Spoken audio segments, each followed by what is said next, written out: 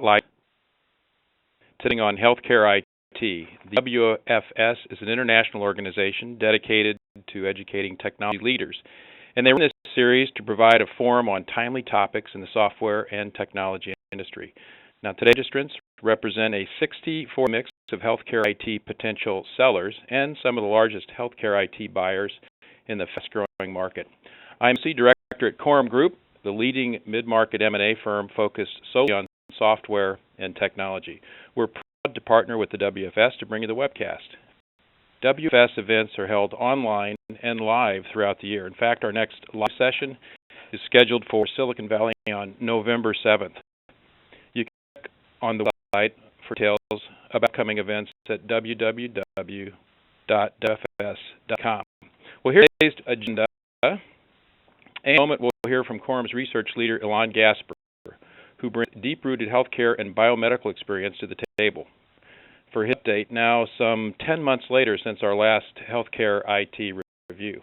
And we're fortunate to have a really great panel on the call, representing years of experience and, most importantly, success in the healthcare technology segment. I look forward to introducing them to you shortly. But first, let's take a broad view of the sector. As we reported last December in 2012 Spotlight, the healthcare industry is undergoing significant change, and that certainly hasn't slowed down. In December, we put this change into three primary buckets. The first was the regulatory change. Here, the U.S., responsible for 40% of the world's healthcare spending, we're just at the beginning of implementation of the ACA with all the accompanying uncertainty and complexity of a new law, plus the waivers, the carve-outs, delays, and political issues attached. That's in addition to the HITECH Act of '09 and ongoing federal rulemaking. Second is technological change. Major trends like big data, cloud, and mobile are having a real impact on healthcare technology, just like they are across all other sectors. And third, societal change. As the U.S. population changes, we're all getting older for sure, and hopefully focused on staying healthy, not sicker. But it does mean that there's an increased patient interest in their own care. One later, Time Magazine devoted an entire issue to healthcare in March with Stephen Brill's 24,000-word cover story. We'll see us, the patient, become a consumer, with the model moving from volume-based care to value-based care. From our perspective at Quorum, these changes are driving exceptional activity in the health technology sector this year, with plenty of deals already closed and several more queued for acquisition in the months ahead. For a look at the broader picture, let's go to our friend and colleague, Ilan Gasper. Ilan, over to you. Fine. Thanks, Ed. As you described, those forces of change are generating waves of M&A as tech providers strive to meet the changing needs of the healthcare industry.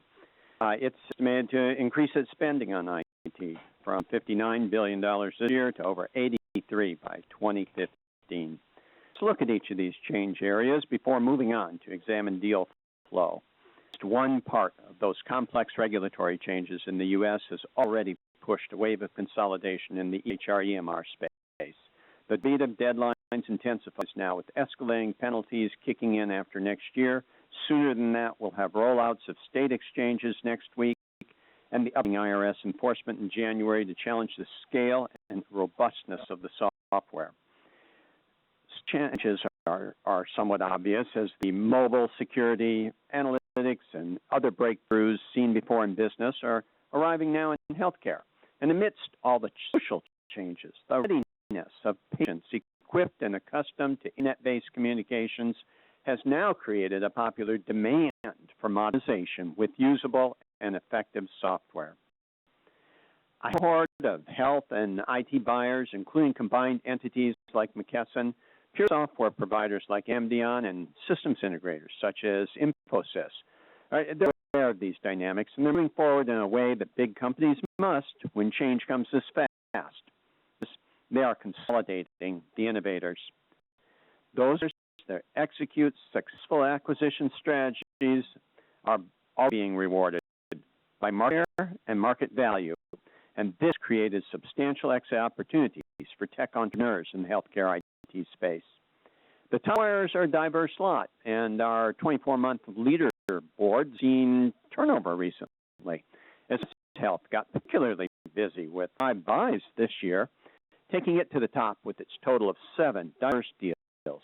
ranging from clinical trials tools to social media analytics, and as far afield as Moscow.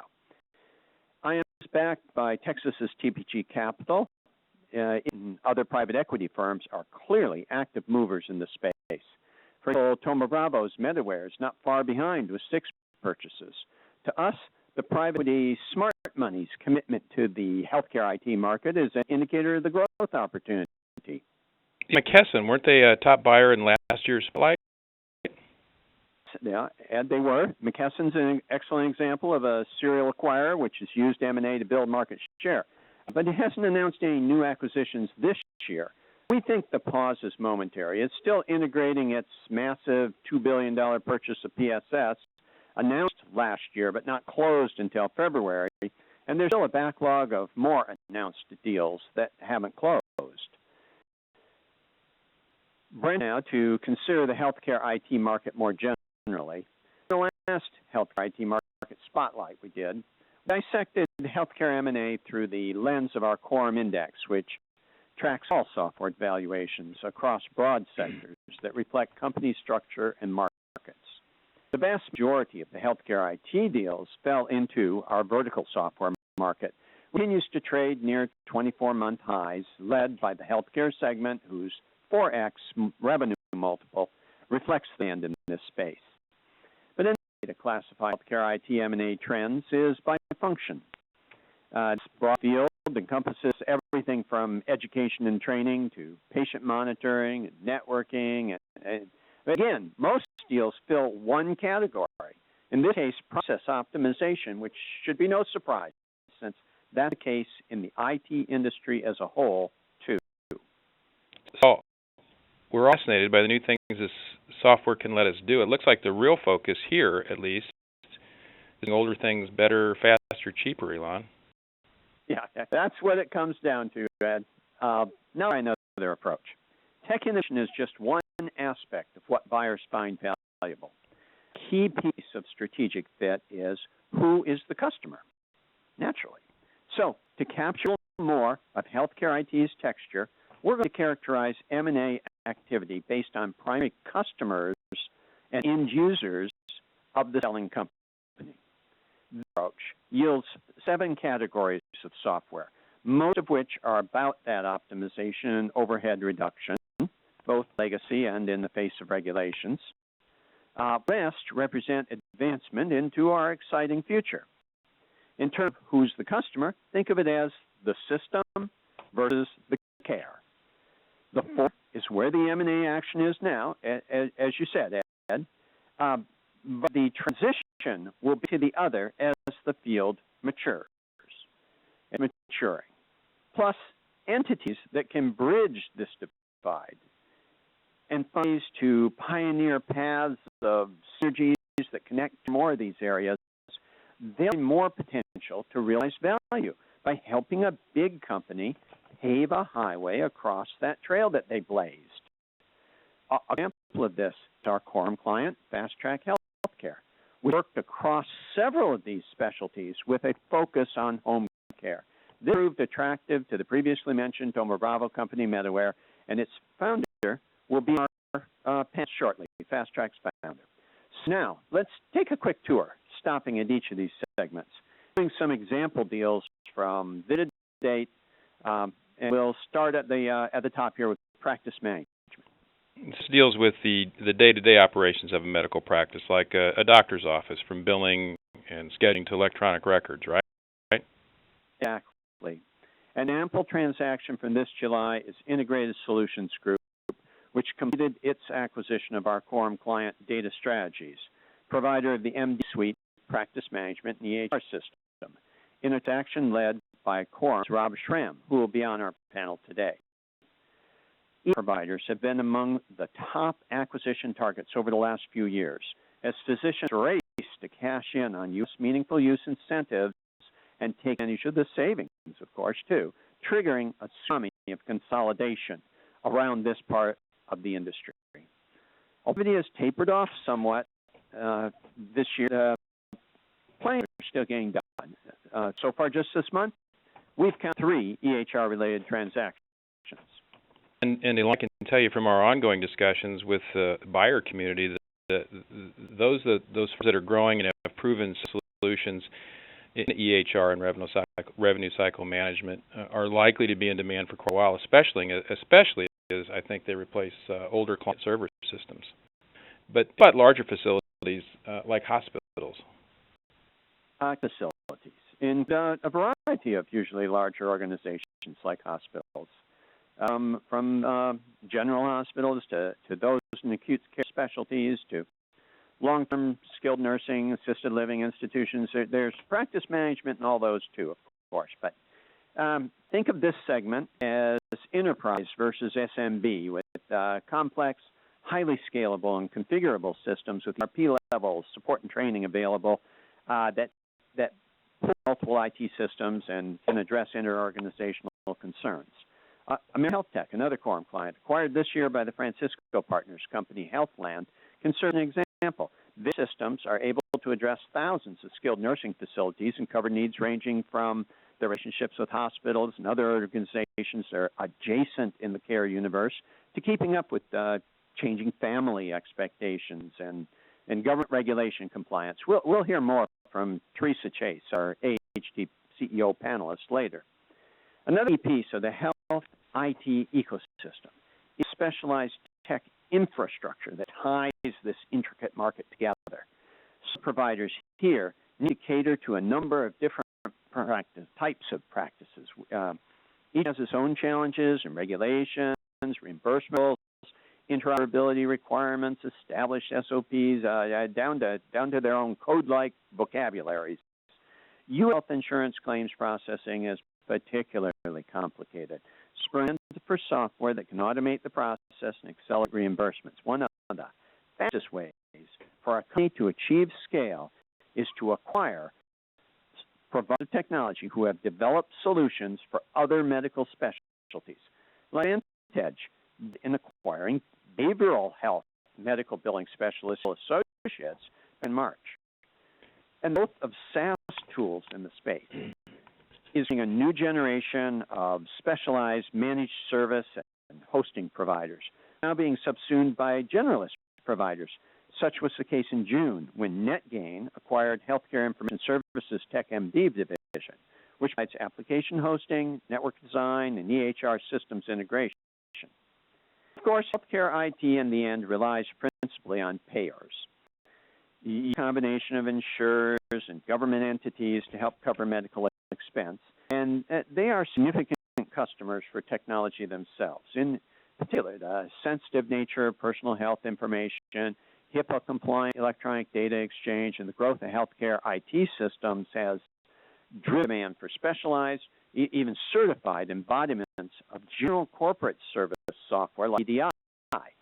While few companies in this segment remain purely healthcare, an example is the acquisition this summer of Minnesota IT services company eDocument Resources by the DC Beltway data processor DataBank IMX to expand its solutions capabilities for government and insurance customers in healthcare and other fields.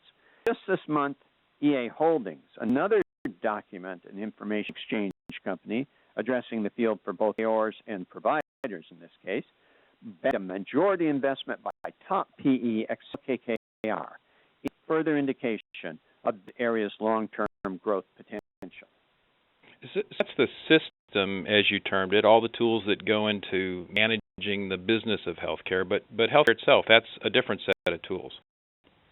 Yeah, so let's move on to those.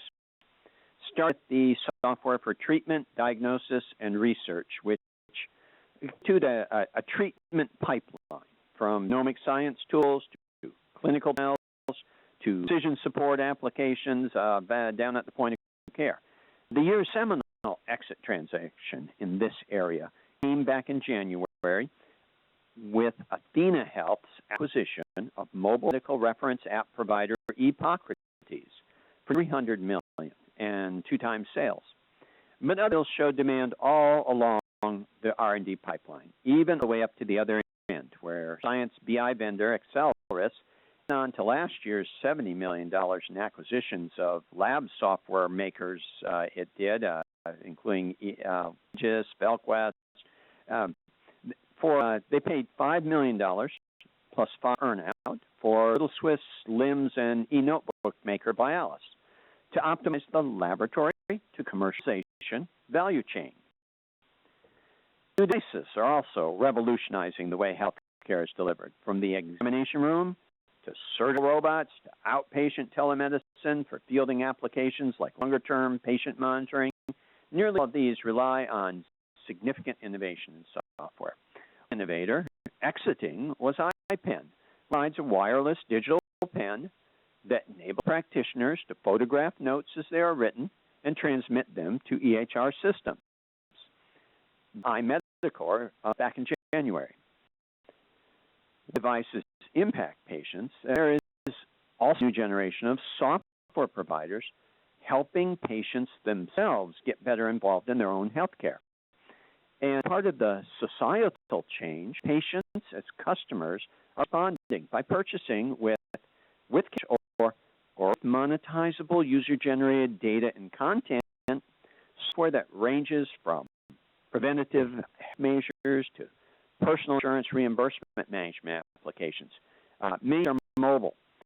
20% of smartphone users have all downloaded at least one health app. The potential of this mass market space is why Practice Fusion, one of the leading online EHR providers, acquired Quantified Labs, makers of the 100-plus physical iOS app. Finally, let's hand back off our segments with a call that's not an exit, entrance, and quite a dramatic one. Last week, we ended this Spotlight webinar by mentioning the acquisition of online patient community provider Cure Together by Personal Genome Kit processor 23andMe, backed by Google.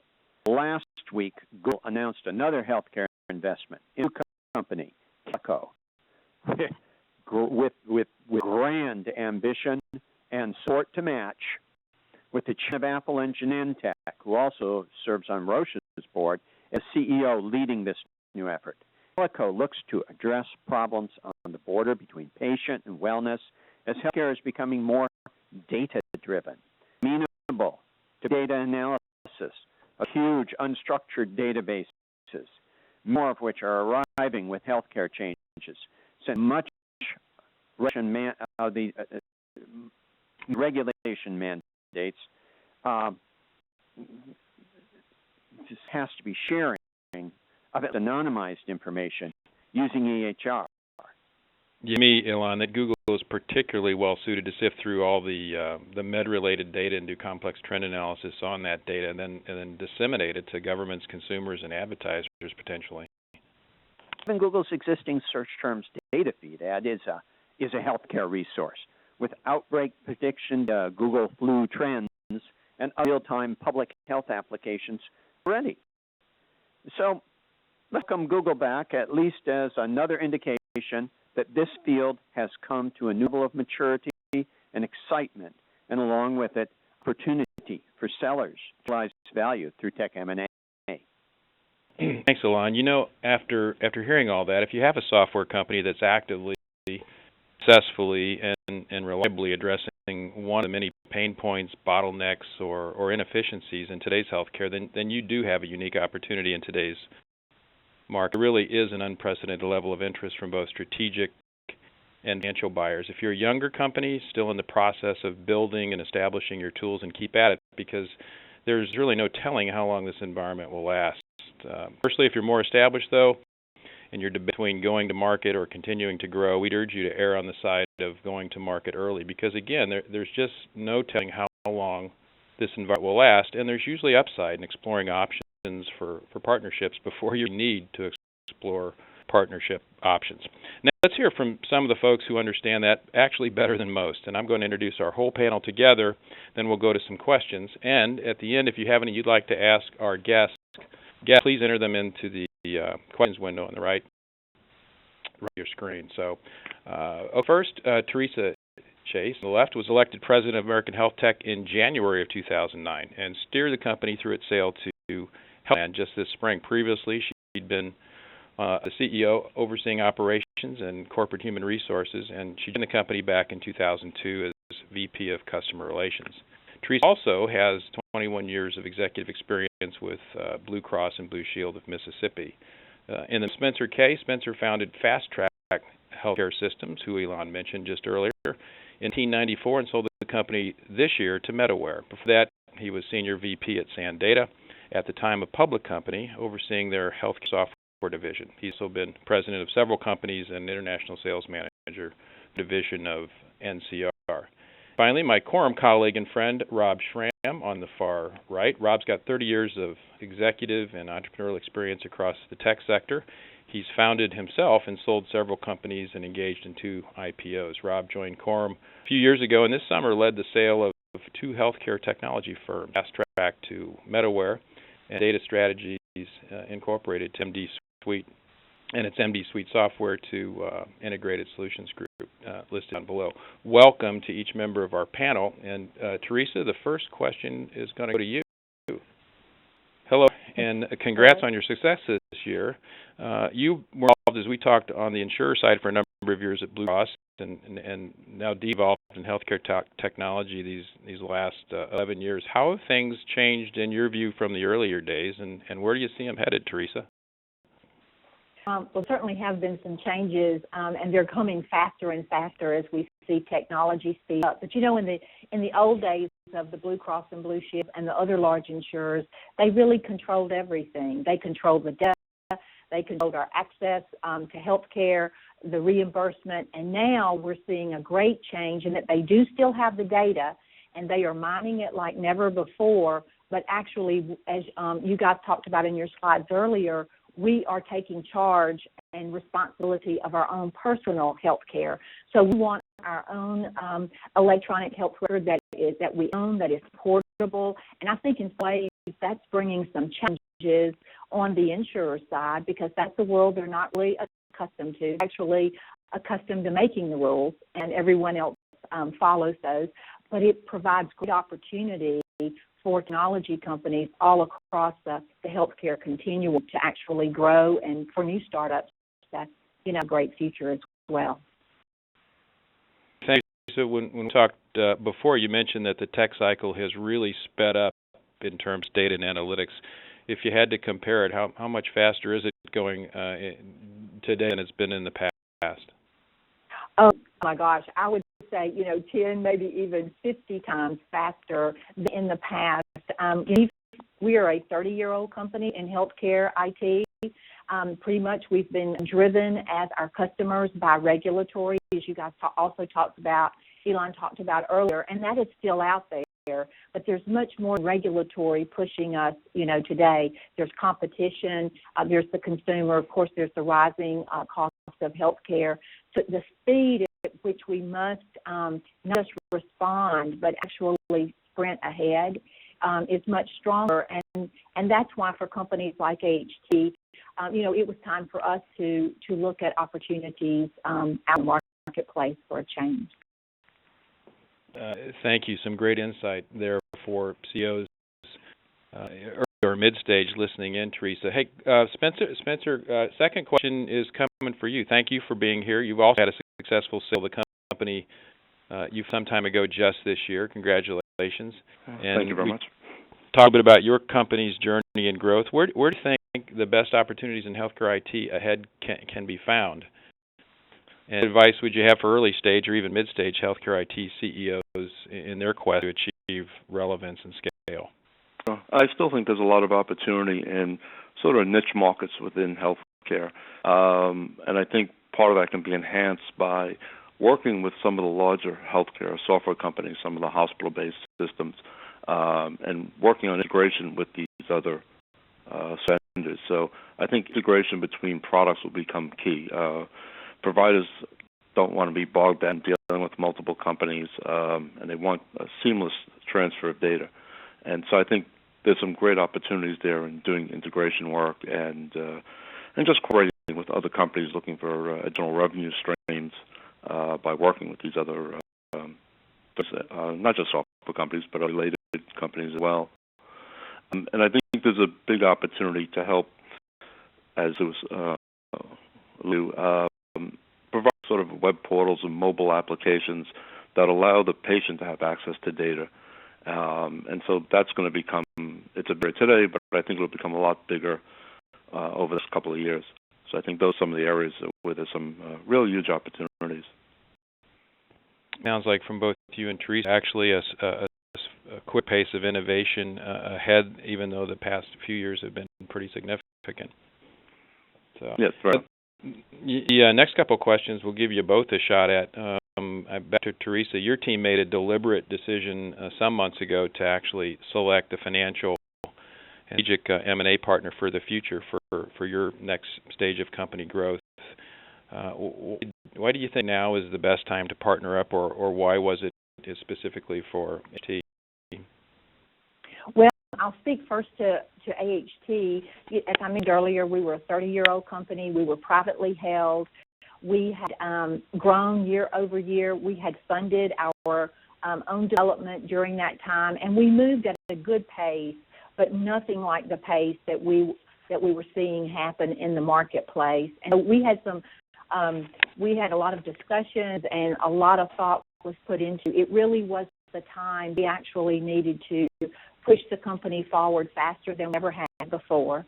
And we felt that the best way to do that would be through a strategic partner who was familiar with our space, who understood healthcare, hopefully had some complementary businesses that could actually help us accelerate into the future. And it did. It turned out to be absolutely the right time and the right move for us.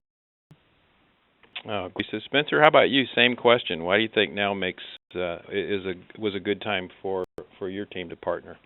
Yeah, that's what we saw is rapid change going on in the industry, part of it coming obviously because of the Affordable Care Act.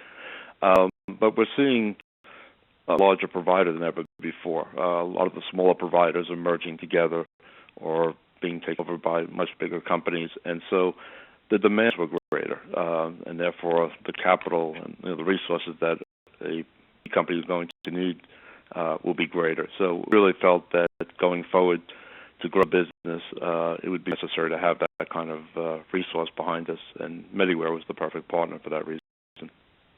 Well, so let's stay with you then for this next one, because you've been through the process, and then Teresa will come to you as well. But what advice would you give to CEOs and founders about the M&A process, and what went into selecting the right buyer, slash partner for you and your team at Fast Track? Yeah, I think one of the things, and it was for me the first time I had sold the company, for me was not understanding and not knowing up front, obviously, how much time this would take and what was involved. And you need to plan it out well. You need to make sure your records are in good shape, especially your financial records. You don't want to go out in a situation where you're trying to explain everything. And at the time, you also need to make sure you're on top of your business. You need to be running it like you're running it forever. As anxious as I was to sell the business, I also knew that it may not happen, or it may not happen for years. In my case, it took about 13 months. But you'll need to keep the company profitable and sales growing. So the news is there. Things were, very important. The other thing is, when looking at a buyer, and it may seem sort of obvious, but you need to make sure they have cash. And there's a lot of people out there that are kicking tires, and they'll tell you they're interested, and then all of a sudden they'll tell you that they got to go out and raise the money. That's not the best potential buyer. So you really need to find buyers that are financially strong, that have a culture that works with the culture within your company, and you need a good advisor, someone that could really help through sort of the what's bad out there. Hey, Teresa, same question for you. What you've been through the process, and I think we've talked that everything takes longer than you planned, but what advice would you give to CEOs similar to what Spencer just weighed in on? Well, he made some great points, and I think you cannot err on being prepared with your data and your information, and you've got to think about your business cycle and the distraction, because it is a distraction for you. And as Spencer mentioned, you still have to run your business and keep it moving forward at the same time.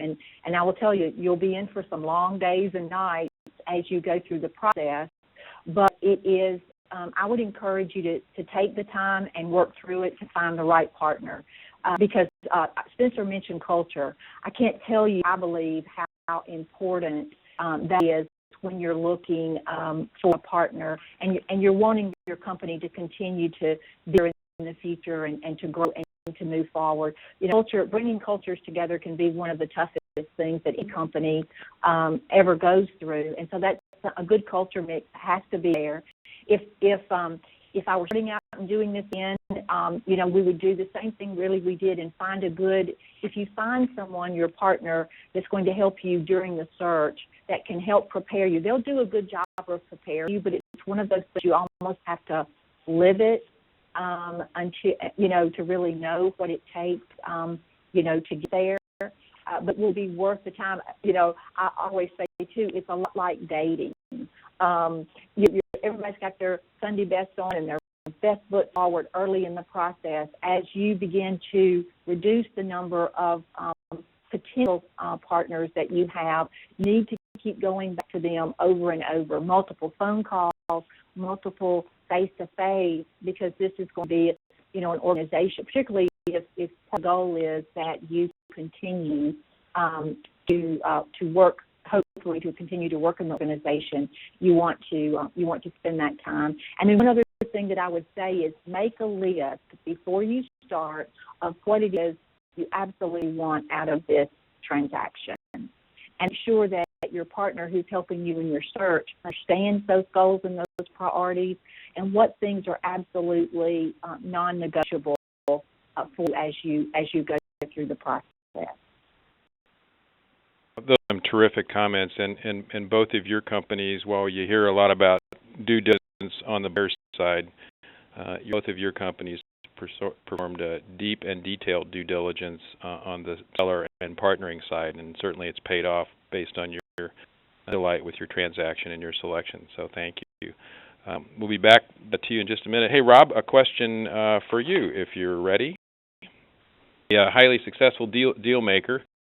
You've probably had, 75 or 80 healthcare buyer meetings in just the last 3 months alone. I'd expect when we add the broad forum team's interactions, it's a couple hundred recent meetings with healthcare buyers in the market. What are some of the common questions that serious buyers ask to Spencer and to comment, and how do they evaluate healthcare sellers?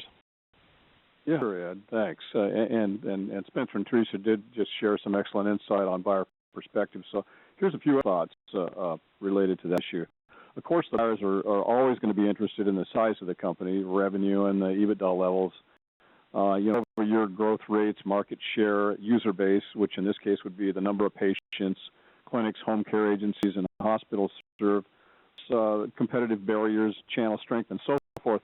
But healthcare IT firms, in that regard, there are a few specific buyer evaluation criteria mentioning, which include technology footprint, market footprint, regulatory and compliance, mobile device support, and secure access to broader markets. So just let me touch on a few of these in a bit more detail. Buyers are interested in two general categories related to technology footprint. Either a broad range of well-integrated benefits across a variety of tasks, like Spencer's company did, practice management, let's say, ER, EHR, billing, scheduling, and collections. Or the second category would be technologies that address a specific need or solve a specific issue that's easily integrated with existing technologies and services.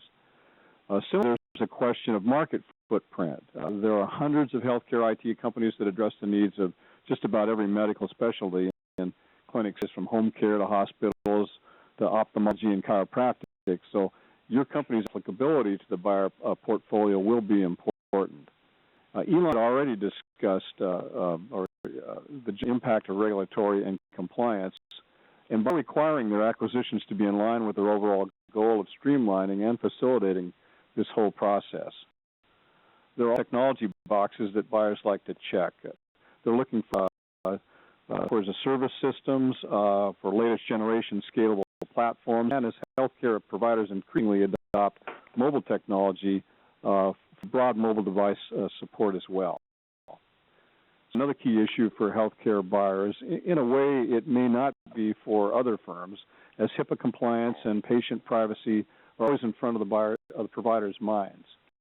Buyers want to be sure that standard security measures are in place and that data encryption technology for both on-premise and web-based systems is implemented properly.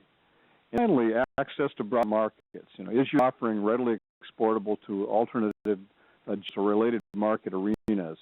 It's a global market, and what's occurring here will soon be relevant elsewhere if it isn't already. So a few ideas on buyer focus. Back to you, Ed. Yeah, thanks, Rob. That's a great composite view of the recent discussions with both strategic and financial buyers in the segments. So, I mean, what I take away is if you're a healthcare IT CEO growing your company, it's pretty clear that when it's time to explore the buyer market, you really want to objectively assess your own technology footprint, market footprint, regulatory and compliance, mobile device support, security and access to markets. For sure, it makes a lot of sense.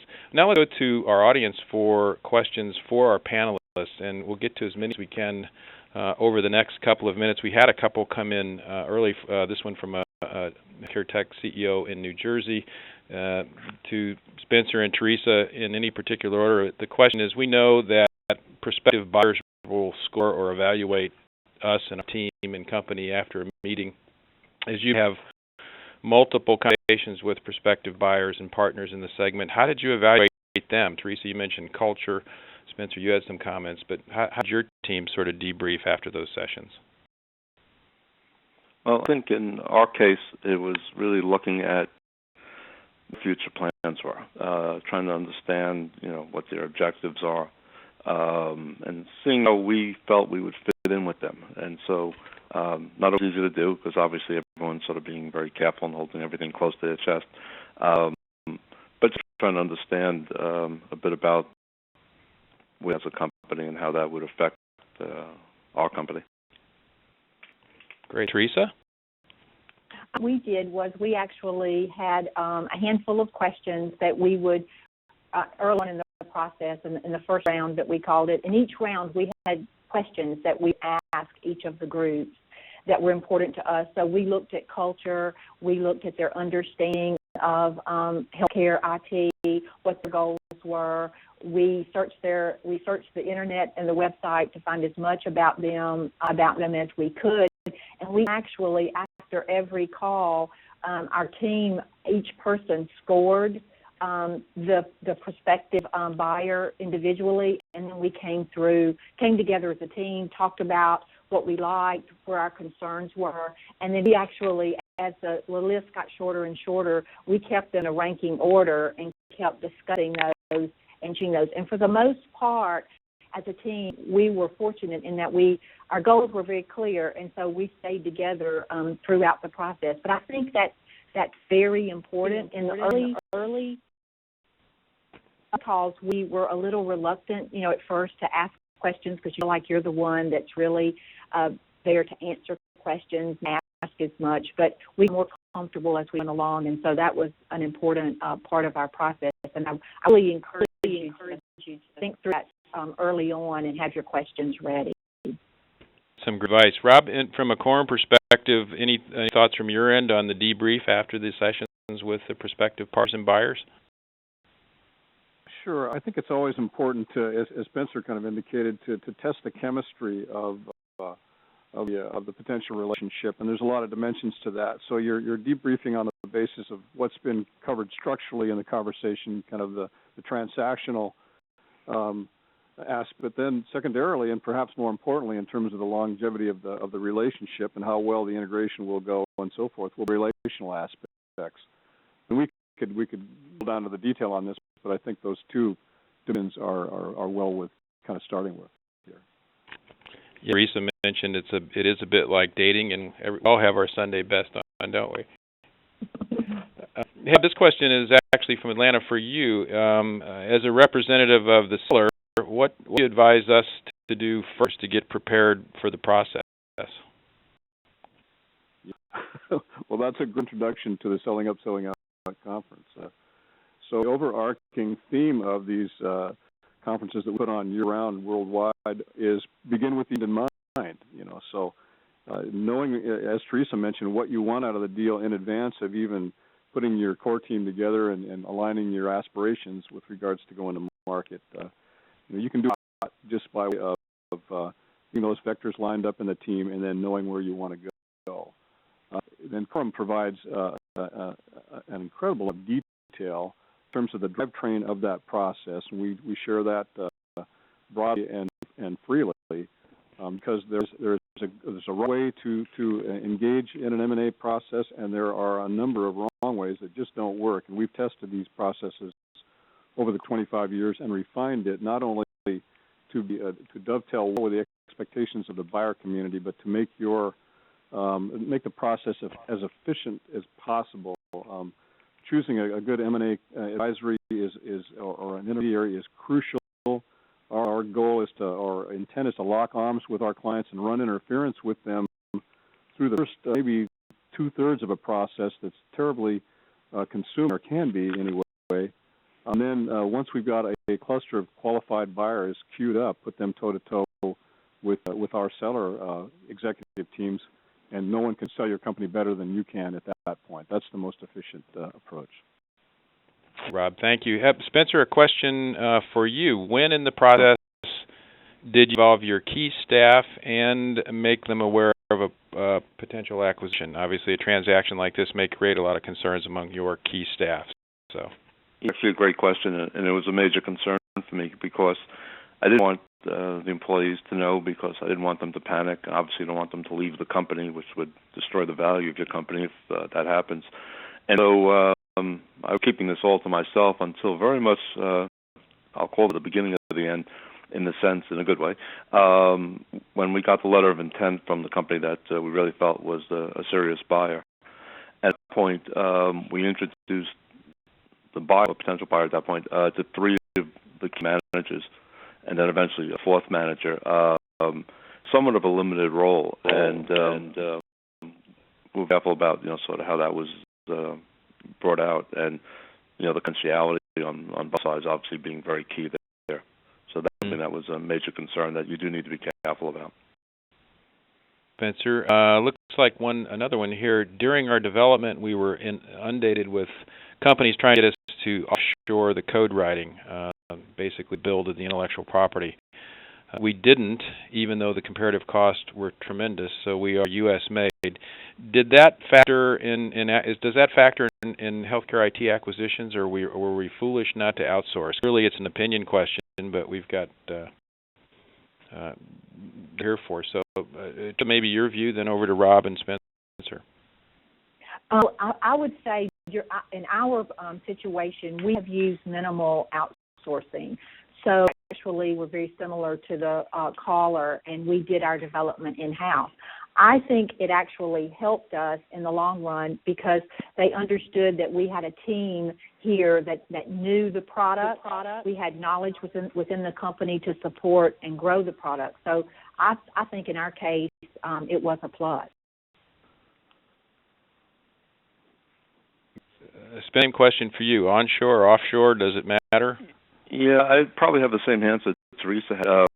We could be going offshore 3 times, and so I know this may be a little bit outside the scope of what's being, but wasn't very successful. And I think that's partly because of the dynamic nature of healthcare, and these kinds of changes makes it hard to get someone from the outside the United States to really understand what our healthcare system is all about.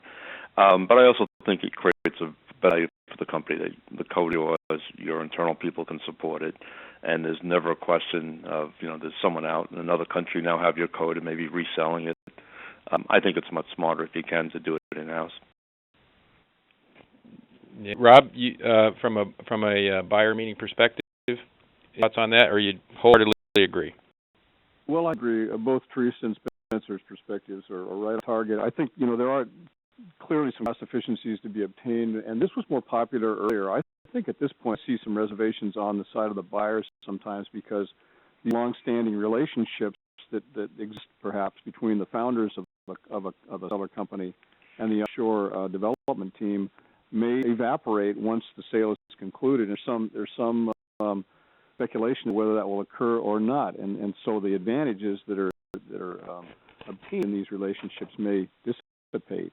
And also, there's the time barriers and the communication barriers, and then just the interactive nature of the two teams. So, no, I think that about covers it. Do you have any particular perspective to add? Well, I think the bottom line on it is not just the bottom line. Are you able to maintain your profitability despite having a U.S. team? But it's also, like you said, Rob, whether you've created an asset with that team, if you do offshore it, that can be transferred to the buyer, and that we can represent as being transferable and come in with evidence for that, whether that's contracts or whether that's a relationship or whether that's some ameliorating factor, like they helped you get it off the ground, they did some heavy lifting to put a product in place, but you have a maintenance team in the outside the offshoring team. Right. Yeah. Plus the risk that the code goes sideways if the thing doesn't. If the contractor being what it boils down to yeah. is, have you created an asset? Does it transfer? Exactly. Or a liability. Right. Yeah. Thank you, guys. We appreciate it. We're coming to the end of our time here. That's up our September 2013 WFS Spotlight on Healthcare. A special thanks today to our terrific panel. And a sincere congrats to both Teresa and Spencer for their success this year in finding what they believe is and it turned out to be the very best buyer and partner to help them shape and scale for an exciting future, some real strength. And also thanks to my Quorum colleagues, Elon and Rob. Till next time, we appreciate it, and we look forward to seeing you soon.